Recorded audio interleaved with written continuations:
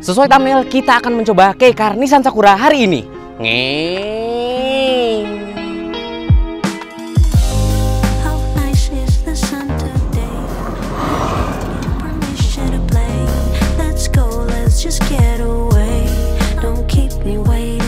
Ya, sebelumnya kita udah bikin video Nissan Sakura secara detail di Japan Mobility Show waktu kita ke Jepang kemarin nih. Videonya ada di atas ini. Nah, gue pengen jelasin lagi, ngerekap kalau spesifikasi dari Nissan Sakura itu memiliki baterai sebesar 20 kWh. Yang dimana range-nya sendiri itu memiliki range sekitar 180 km untuk standar WLTP atau WLTC. Nah, sekarang kita udah ada di dalam Nissan Sakura ya. Dan hal pertama yang pengen gue bahas itu soal e-pedal yang beda sama Nissan Leaf. Kenapa? Karena kalau e-pedal yang di Nissan Sakura ini ada grip mode-nya. Kalau kita lepas rem, dia langsung jalan. Nggak kayak Leaf yang langsung berhenti. Oke, sekarang kita coba jalan. Nah.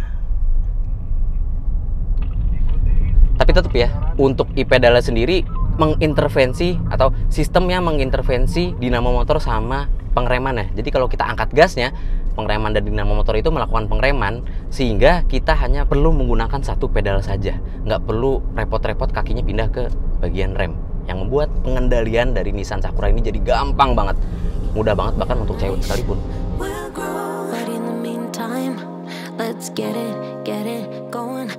Sekarang kita zigzag, coba. Dan wah, setirnya akurat banget. Dan walaupun dimensinya kecil, tapi rasa limbungnya memang tetap ada. Tapi nggak terlalu ke atas banget. Jadi center of gravity-nya masih berasa di tengah. Nggak di atas yang bikin mobil Nissan Sakura ini limbung. Masih bisa diarahkan dengan sangat baik. Jadi untuk penggunaan dalam kota, ketika kita filtering di tengah kemacetan, ini enak banget untuk dipakai Nissan Sakura. Oke, di sini kita maksimum 40 sesuai dengan kecepatan di dalam kota. Dan kita pengen coba nih belokannya yang lumayan curvy di sini.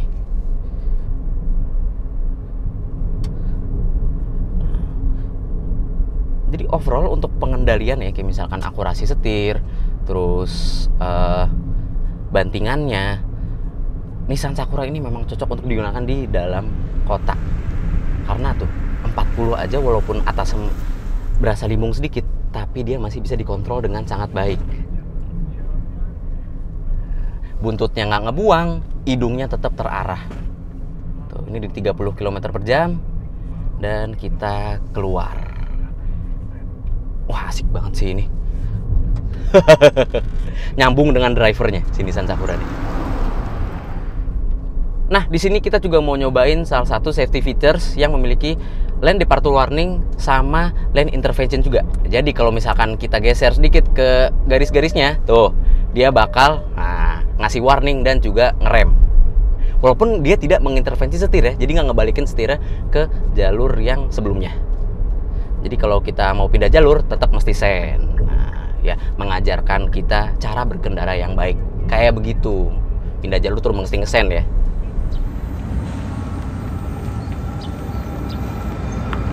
Nah, sekarang kita mau coba 0 sampai 100 km per jam dengan kondisi 3 orang penumpang dan drive mode di sport juga AC mati ya. Sekarang kita coba.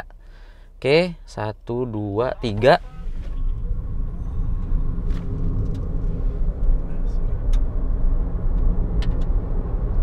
Oke.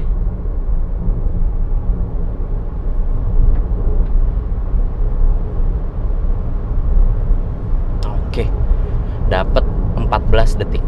14,77 detik.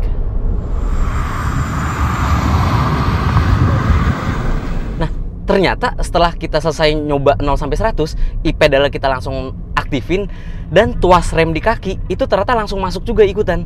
Nah, itu membuktikan kalau e-pedal itu mengintervensi sistem drive hub-nya dan juga pedal remnya.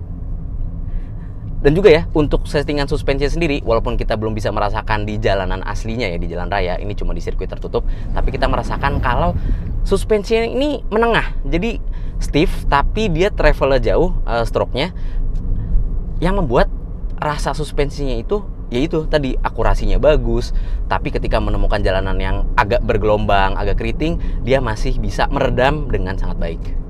Wah, enak banget, cocok banget buat dalam kota nih. Bisa lah buat jalanan Indonesia.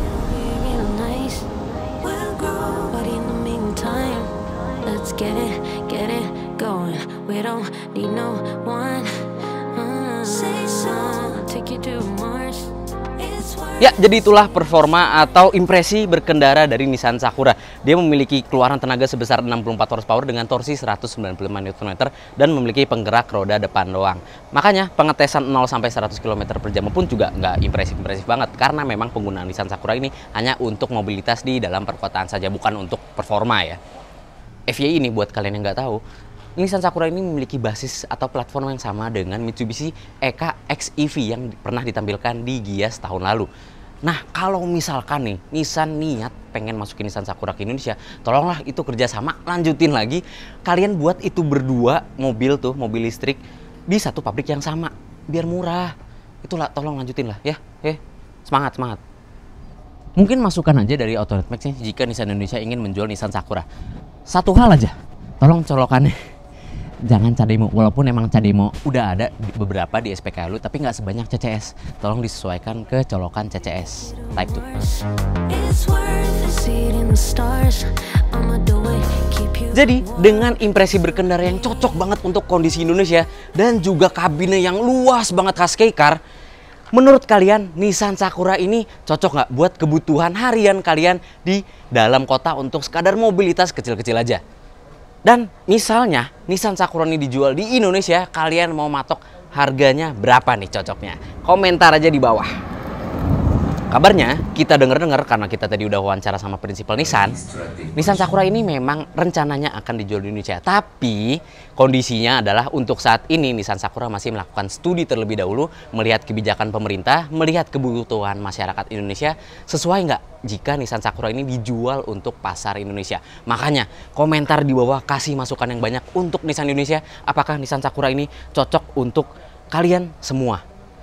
Oke, itu aja impresi berkendara kita soal Nissan Sakura di sirkuit tertutup ini. Nah, jika kalian ingin menonton review lengkap dengan fitur-fitur detail dan juga kita bahas soal interiornya yang lega, itu sudah kita bahas di video sebelumnya waktu kita mengunjungi Japan Mobility Show 2023. Oke, itu saja dari gue. Terima kasih sudah menonton dan jangan lupa klik like, subscribe, dan tekan loncengnya untuk mengetahui video seru selanjutnya dari Autonet Max. Gue Bagas Satrio. Dadah!